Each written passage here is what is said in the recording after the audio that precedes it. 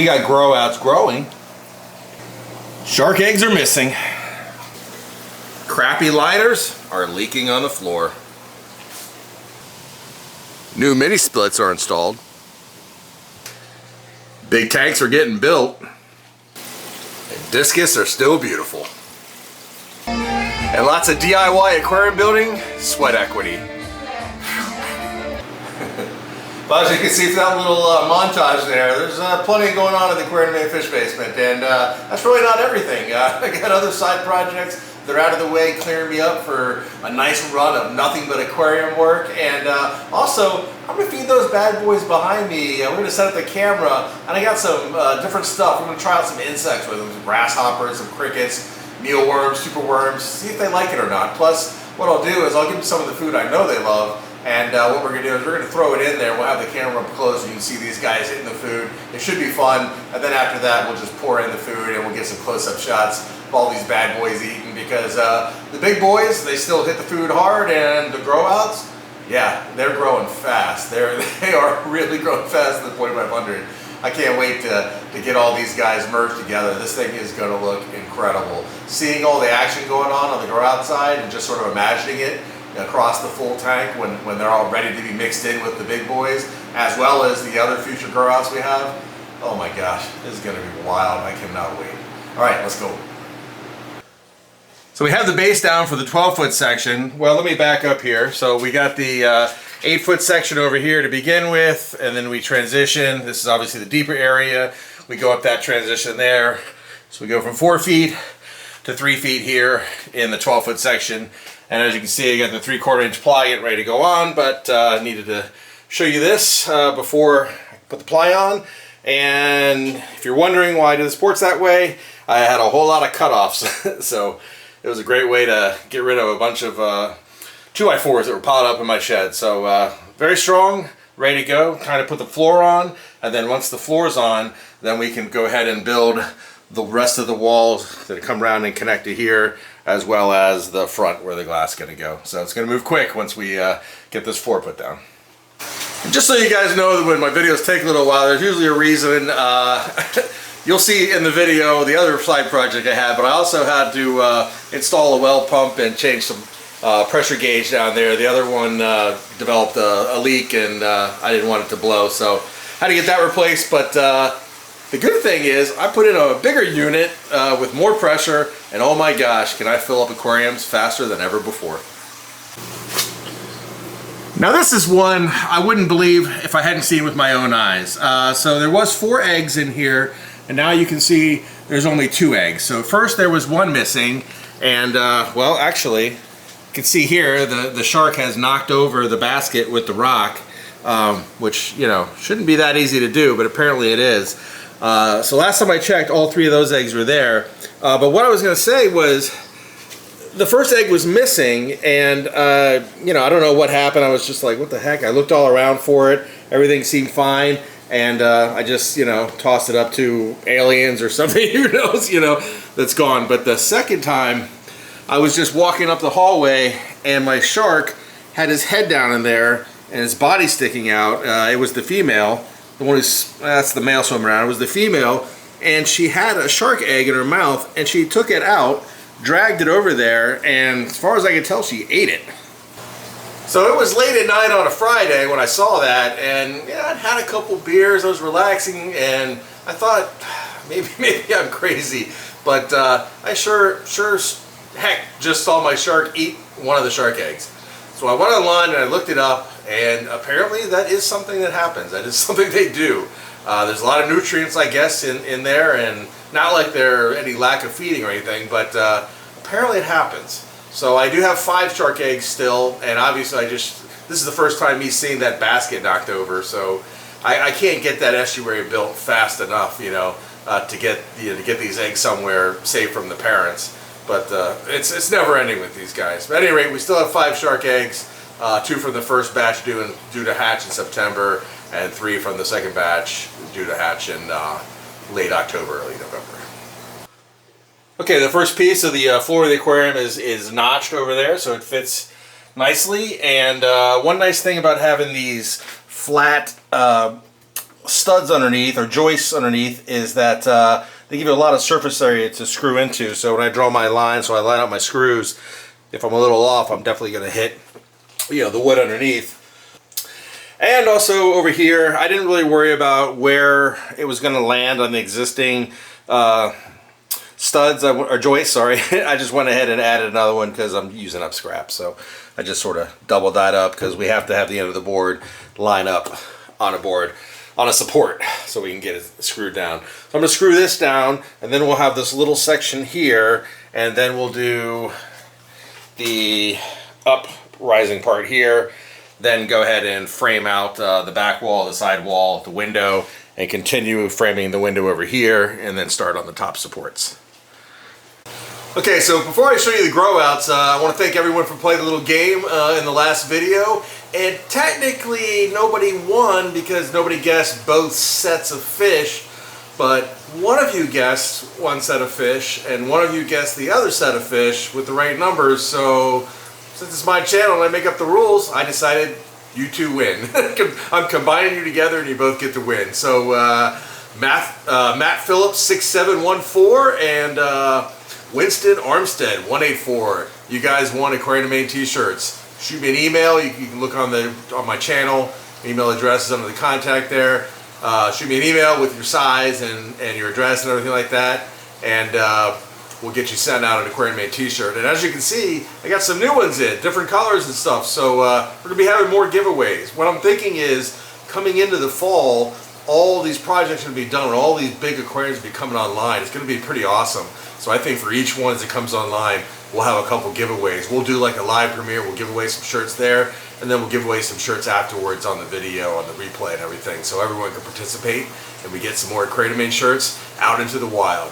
Of course, you know, members of Aquarium Maine, after they've been a member for a little while, they get the shirts. So if you're a member, you know, when you get about that 6-month mark, you get a contact from me either in Discord or Patreon or email, and I see if you want a shirt and what size you wear. So that's the only 2 ways to get the shirt. So you know, a little something special. You know, not something you'll see just, you know, casually walking around. So it gives it just a tiny bit of uniqueness, I guess.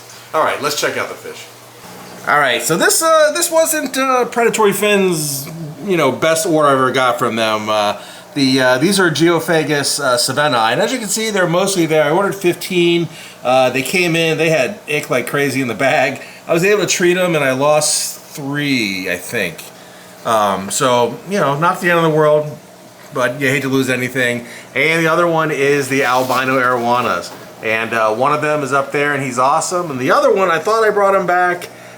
He was looking terrible when he first came in, and then I got him eating and everything, and now it looks like he's dead. So, but there is one up there doing good. But just to be clear, I've ordered from Predatory Fins many times, and I had no problems. I've had just one problem once before. A bag popped, and the fish died, obviously, and they took care of it.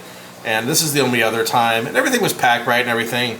You know, I don't know, it's just one of those things. But I'm not putting them on blast or anything like that. I order from them all the time. I'll continue to order from them all the time.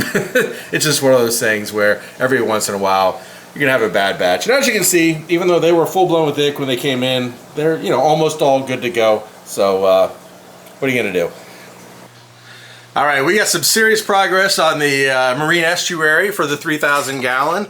It's really starting to look like something. You can definitely get an idea of how massive it is. So it's going to be over 1,000 gallons. And you can see the framing out here. I think you get a real good idea of what we're talking about here, what the design is. You know, there were 3 feet deep over here. We drop off over our little reef slope there, down into the 4-foot section. So it is definitely going to be massive. It is going to be a massive mangrove estuary. It has massive windows. We got a 9-footer here and an 8-footer over there.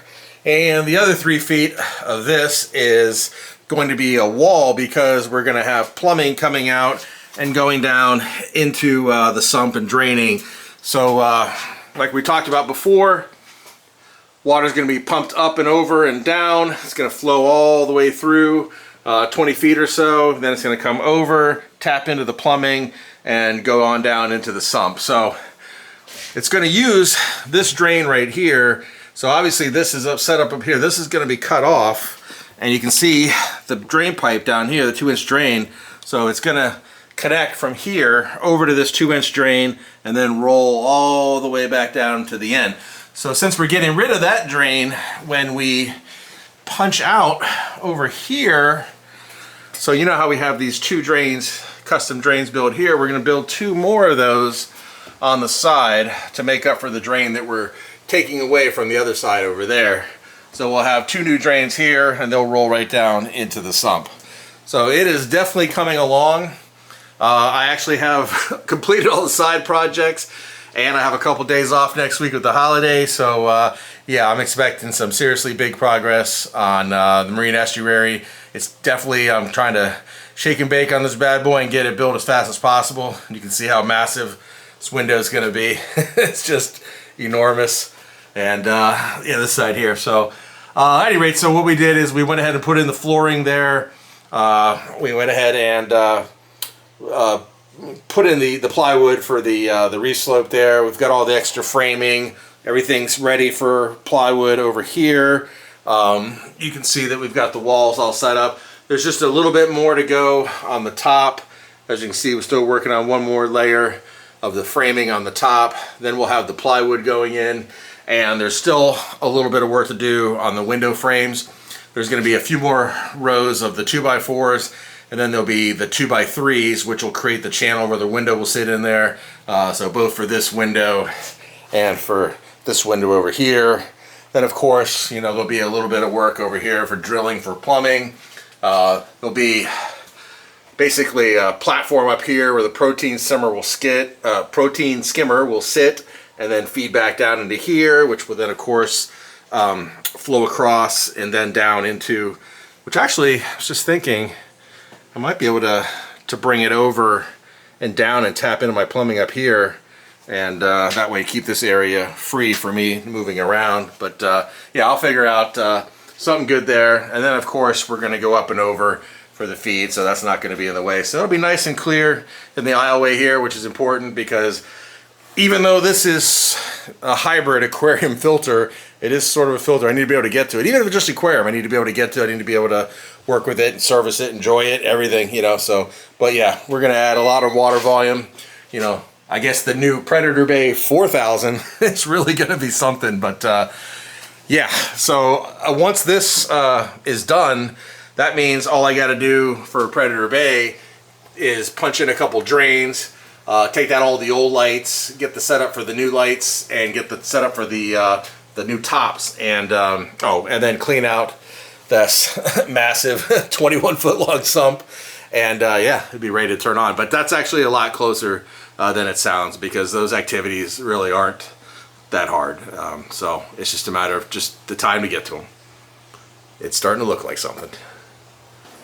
So we know with the addition of the annex, I need to add more climate control, because we can't expect the rest of the basement to cover that. And like a genius, I waited till a 100-degree day to do it. So another Daikin mini split, which is just going to control this zone.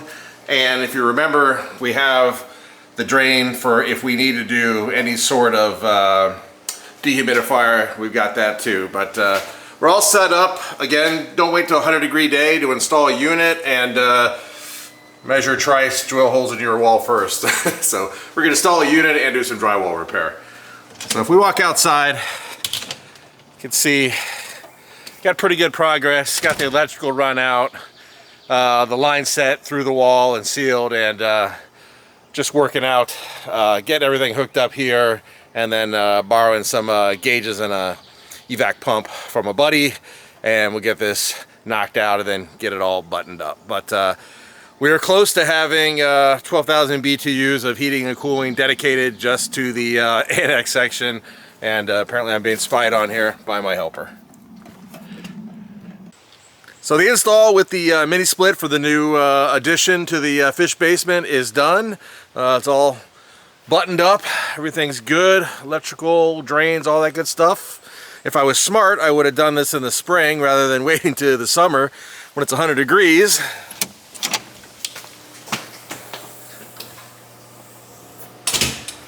But it's done now, so what's done is done, and The new addition to the fish basement will have plenty of heating and cooling, and the old adage of measure twice before you drill, yeah, that's probably a good idea. You can see I was a little off, but I think I have a plan. The holder for the remote, yeah, I think that'll fit perfect right there. There we go, perfect. Okay, so what we're going to do is we're going to remove the top. We're just going to throw the food in. We'll have the camera set up down below, and we'll see how the fish hit. So we've got a mealworm, a superworm, a cricket, a grasshopper, a krill, a dried krill, freeze-dried krill, a little cichlid stick, and a carnivore stick, which these two I believe will be their favorites, but we'll see. So we'll do this for the big boys, and then we'll do it for the grow outs over there. All right, now that everybody's over, we'll start off with the mealworm. We'll see if they even notice this thing. All right, just hit the water. It's going down. You can tell he heard it. He saw it hit, but didn't go after it. They don't seem to notice it over there. It's just getting blown around by the power heads. All right, we will try the much bigger superworm. Once again, not a lot of reaction. Oh, I thought the Oscar was going to go for it. But it's heading down. Oh yeah, you also might notice one of the albino Oscars, he found a way underneath the divider and he came back over with his big buddies. So that's kind of funny. All right, let's try the grasshopper. They'll definitely notice this hitting the water for sure.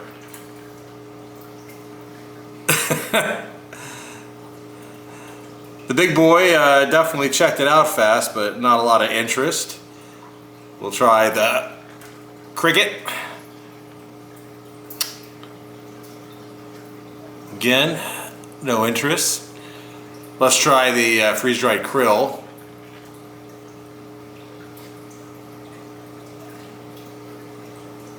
I don't know if he's being spooked by me sitting here with the camera or what's going on. And we'll try the other harness sticks and stuff.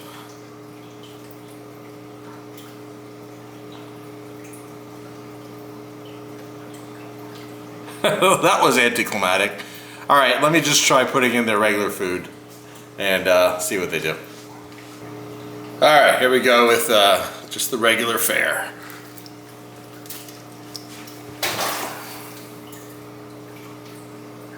Oh, we got one good hit, at least.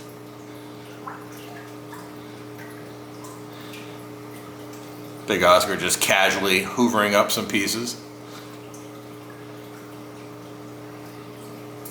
And the female peacock bass, Fogo, just seemed more interested in wondering what I'm doing here with a camera more than anything else. Oh, pretty disappointing from the big boys. You know, I guess when you take them out of their routine, they think something's up and they act accordingly. Of course, the big Fogo, he couldn't help but go grab a piece, but normally they would all go up there and hit it like crazy when I just throw it in and don't have a camera here. It's amazing how much they react to the camera. Even trying to set it back some, but all right. I don't think it'll be as bad though for the grow outs. They're a little more aggressive feeders right now, being young and everything. Let's give them a try. And while we're out here in the annex, I figured we'd take a quick peek at some grow outs who are absolutely loving their new, well, half of a 4,500 gallon aquarium. Man, they're just putting on size like crazy, eating like crazy in here. So it should be no time at all before these guys will be ready for the divider, but we have the other grow outs now as well, so that's going to complicate things. I may have to figure out a way to move these guys to the other side and get the new grow outs over here. It overflowed the tank a little bit. The arowana, he's almost like above the water line. You gotta let that water line go down some. And the bass, just looking amazing. These guys, I've actually never had Xingu bass, so I don't know exactly what they're gonna look like when they get bigger. And Mr. Shovelnose, just putting on the size. Beautiful, beautiful pattern. And if I didn't have enough projects on my plate, we've got one to deal with the 125 Malawi River. As you can see, they are continuing to multiply and grow in here. It is getting pretty crazy, pretty packed. There's going to be a move for these guys into a larger aquarium and free this one up for a special little pet project of mine. But why we're here right now is because we have a problem. Remember the crappy liners that I had to replace? Well, this was the last of the crappy liners that held up the longest, but if you look at the floor, it is leaking.